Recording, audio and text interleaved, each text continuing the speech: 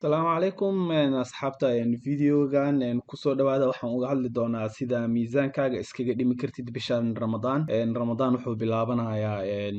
beri ama beri dambe insha Allah asxaabta waxa isku daydaan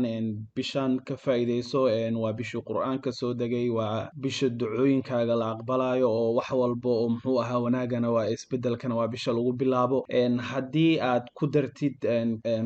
sanadkan qorshahan inaad miisaanka iskaga yareyso ama caloosha aad ku yareysid ama jirkaaga in kamid ah ku yareysidna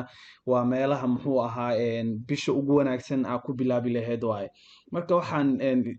idin siinayaa jadwal yar oo yara kooban oo kala ah cunooyinka aad u baahan tahay inaad cuntid iyo inaadan cunin aad u baahan tahay iyo qeybaha dambe oo aan kusoo qaadan doono laba qeyb oo aad ugu sii sarmarin kartid inaad miisaankaaga sii dhintid laakiin balse muhiimadaada ha noqoto bishaas inaad focus ka saarto inaad cibaadaystid inaad quraan badan akhrisid sidoo kale aan videogan xurkiisa aan soo noqdo qaybta inaan uga hadla aan rabo horta marka ugu horeyso bariis iyo baasto iyo rooti iyo bur iyo waxyaalaha laga sameeyo dhan meel iska dhig bishaan ka faa'iideyso jirkaagana u nax caafimaadkaagana u nax 30 sano 20 sano soo socda hadduu ilaahay nolol ku siiyo waxaas dhan jooji sidoo kale waxaa joojinaysa waxaa ka mid ah sambuuska burka mashmash waxaan dhan saliidda lagu kariyay waxaas dhan oo la sameeyey jooji sonkor haba kusoo darin meesha sonkor number 1 waxaa joojinaysa ayadana ku dar saliid cadayda iyo waxyaalaha lagu sameeyey sidoo kale iska jooji haddii muxuu ahaa ee noqoto inay reerka wax sameysanayaan u sheeg waxaa dhahdaa ama biyo noogu kariya ama hilibka kale hilibka geel oo kale wuxuu leeyahay kurska noogu shiila dheh ama sidoo kale saliid macsara la isticmaali karaa saliid zaytuun la isticmaali karaa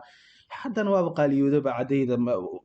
si meesha looga bixiyaaba soo bixi karta marka waxaan dhihi lahaa saliidda iyo sokorta iyo burka iyo bariiska sambuuska waxyaalahaas dhan bishaan jar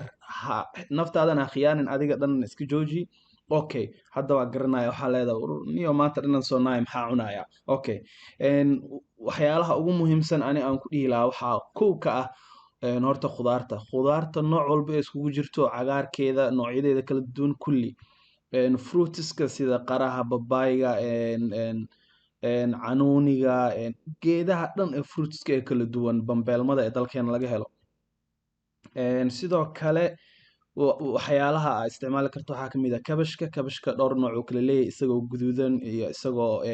kalar cagaara leh wuu fiican yahay baradhada sidoo kale dhib badan ma lahan iyada bataatiga bocorka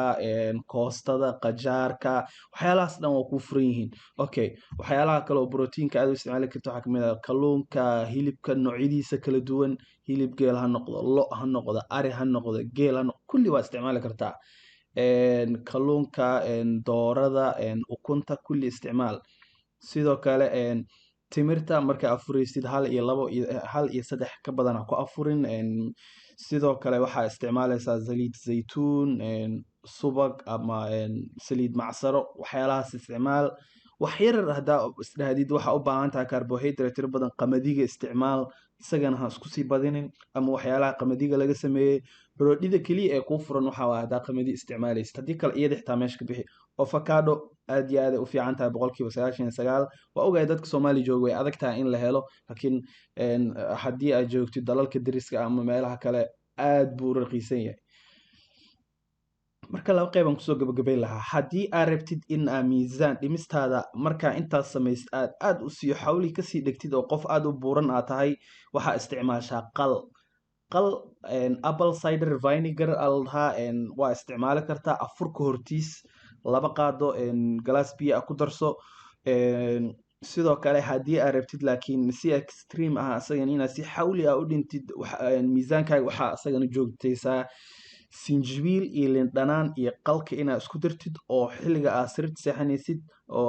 sariirtaad tegaysid aad seexanaysid iyo markaa suxuurta usoo kacdid inaad isticmaashid suxuurta markaad soo kacdidna ani inta badan ani waxaan maadaama ay sunno tahay inaad suxuuratid ani waxaan isticmaalaa glass biyaha haddaan ugu bato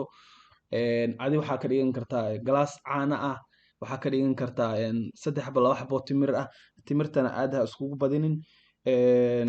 asxaabta aan ka faa'iideysana bisha Ramadaan insha Allah ilaahay muxuu ahaa ajarkeeda iyo khayrkeedana hana soo wafajiyo assalamu calaykum waraxmatullaahi wabarakaatuh subscribe garee asxaabta la sii share garee